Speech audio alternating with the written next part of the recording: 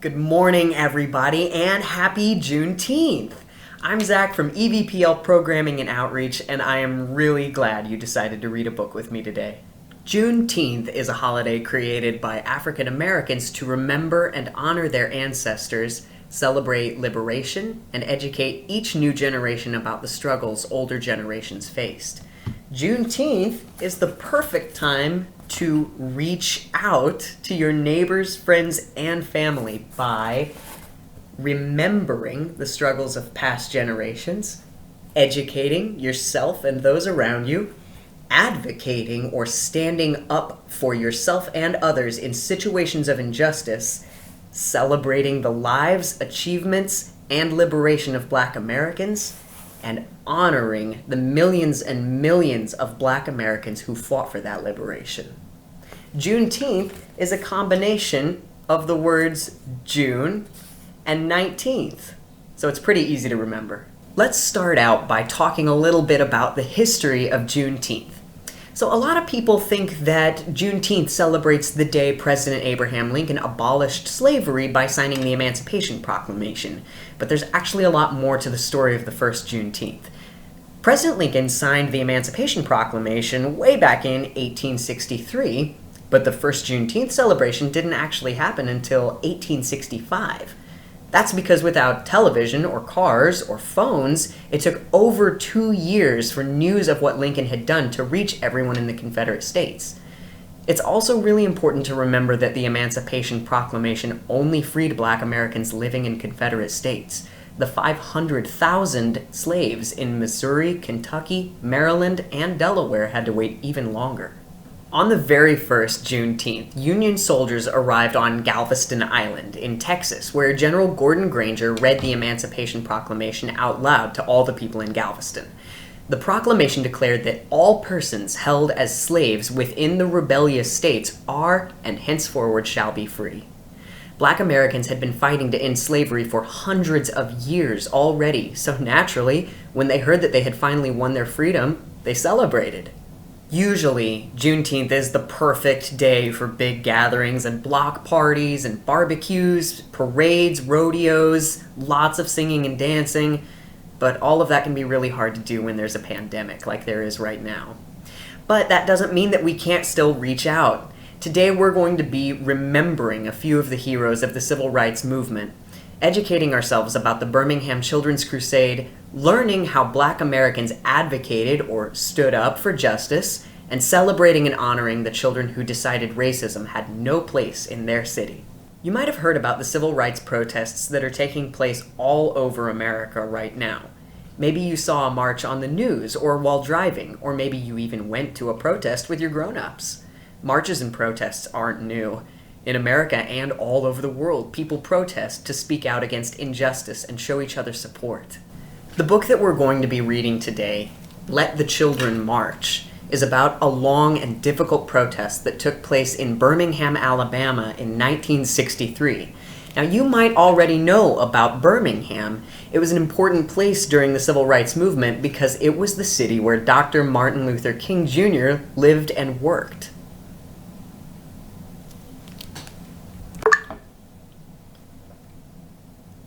One last thing before we read. This book has lots of parts that you might find frightening or sad. This book tells a true story about racism, and racism is scary and sad and very, very wrong. So stories about racism, especially the true stories, can be difficult to hear. Just like you, the children in this book knew that racism and segregation are bad, but a lot of powerful adults argued that racism and segregation are right. We're all afraid of not being listened to or believed by the grown-ups who are supposed to protect us. Luckily, Dr. King helped these children advocate for their rights using nonviolent protest, and he, along with many other civil rights activists, worked very hard to keep the children safe. If you start feeling uncomfortable during this story, take a break, or stop watching and talk to a grown-up who you trust. Let the Children March was written by Monica Clark Robinson and illustrated by Frank Morrison. It tells the story of the Birmingham Children's Crusade through the eyes of a fictional young black girl who represents the thousands of real children who marched through downtown Birmingham and worked together to help Dr. King's dream of desegregation come true. Ready? Let's read. Let the Children March. 1963, Birmingham, Alabama. There's a sign here that says, whites only. This was segregation. I couldn't play on the same playground as the white kids. I couldn't go to their schools. I couldn't drink from their water fountains. There were so many things I couldn't do. One warm spring night, my family went to church. We weren't there to have regular services. We were there to hear Dr. King speak. We were there to plan. He wanted to raise an army of peaceful protesters to fight for freedom. His brown eyes flashing fire and love, Dr. King told us the time had come to march. If I march, Mama said, I'll lose my job, sure enough. I can't march, Daddy said. I've got a family to feed. The weight of the world rested on our parents' shoulders, but this burden, this time, did not have to be theirs to bear. I don't have a boss to fear, my brother said, or a job to lose. We can march this time. We'll be Dr. King's army, I said. I'll be fine, Daddy, I promised. Don't worry, Mama. Dr. King did not like children being put in harm's way. He was a daddy too, after all. But he said that though we were young, we were not too young to want our freedom. Let the children march. They will lead the way. On May 2nd, a sunny Thursday, boys and girls, brothers and sisters, cousins and friends, we all met at the church, dressed in our best, feet ready. In a silence so loud that all I could hear was my racing heart, we began to walk. Hand in hand we marched, so frightened, yet certain of what was right for freedom. The path may be long and troubled, but I'm gonna walk on.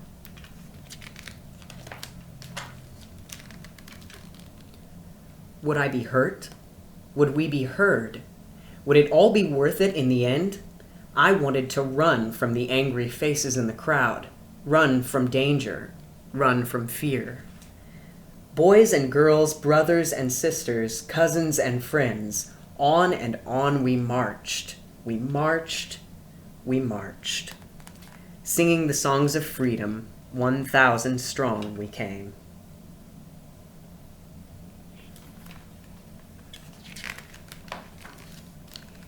Hate dogged my heels all that day, its yellowed canine teeth sharp, but courage walked by my side and kept me going.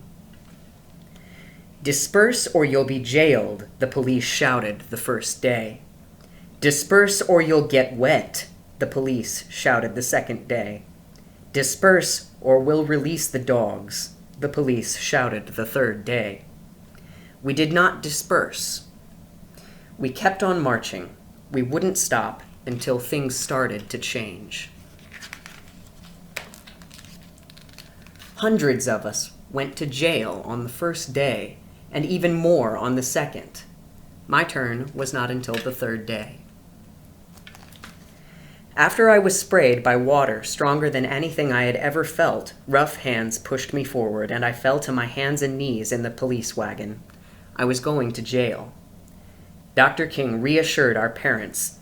Don't worry about your children, he said. They're going to be all right. Don't hold them back if they want to go to jail, for they are doing a job for not only themselves, but for all of America and for all mankind.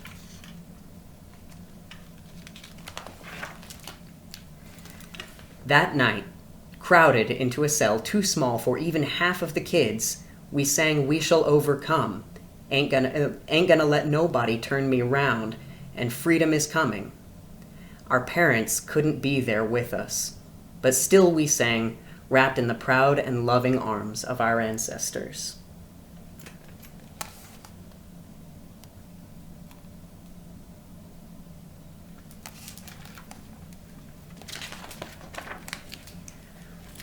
I was still in jail, but we heard that the next day and the next, more kids marched. The water hoses they used to sting us could not stop our fierce tide. The path may be long and troubled, but I'm gonna walk on.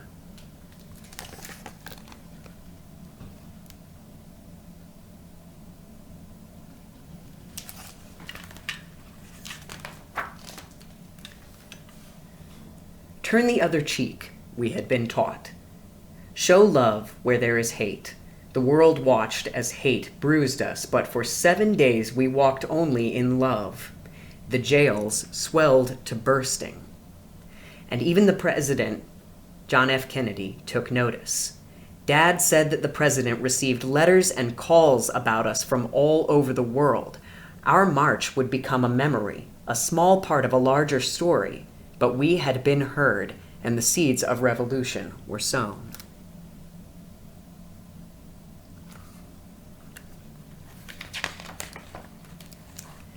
Two days and nights I stayed in the jail.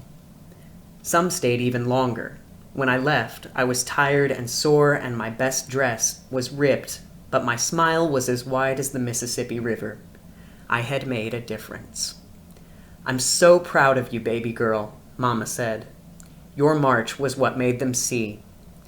With nothing more than our feet, voices, and courage, we had done what others could not. Change was right around the corner. We felt it like a cool breeze in an Alabama August. On May 10th, the great news rang out. Dr. King had reached an agreement with the white leaders of the city. Desegregation would begin.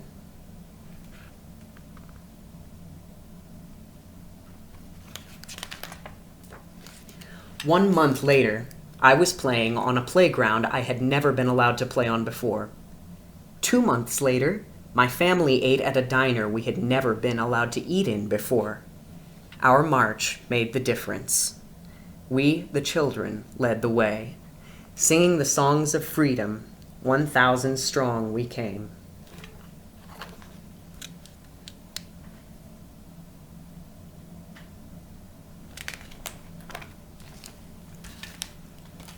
The end. So even though the Birmingham Children's Crusade was scary and dangerous, these kids knew that they had to stand up for what they knew to be right, even though many adults told them they were wrong and did bad things to try to stop them from protesting. Because of their brave actions, Birmingham was desegregated. So what happened to all of those children who marched through Birmingham 57 years ago? The same thing that happens to all kids. They became grown-ups. Many of these children are still alive today, except now they're grandmas and grandpas. Juneteenth is the perfect day to honor all of their hard work and the sacrifices they made to make the world a better place for their grandchildren. Thank you guys so much for reading and learning with me today. You can find more story times by subscribing to EVPL's channel, or you can follow us on social media at EVP Library.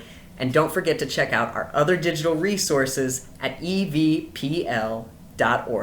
Stay well read, and happy Juneteenth!